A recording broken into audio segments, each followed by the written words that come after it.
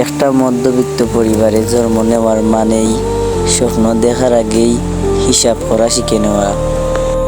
নতুন কিছু কিনতে ইচ্ছে করে, কিন্তু দামের ঠেক দেখে মনের ভেতরটা চুপ হয়ে যায়।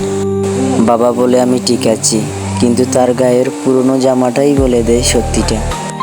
মায়ের হাজারো চাওয়া, হাজারো স্বপ্ন বুকে নিয়েও মা বলে আমার কিছু লাগবে না বাবা। কারণ মায়ের কাছে সন্তানের চাওয়াই যে সবচাইতে বড় কথা। মধ্যবিত্ত ফ্যামিলির সন্তানেরা কখনো জুড়ে কাঁদে না, কারণ তারা জানে তাদের কান্না শোনার সময় কারণেই।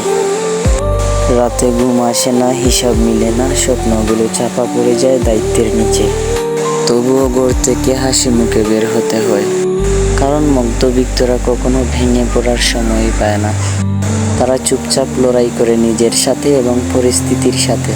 আর প্রতিদিন নিজেই নিজেকে বলে, আর একটু ধৈর্য ধরে সব ঠিক হয়ে যাবে।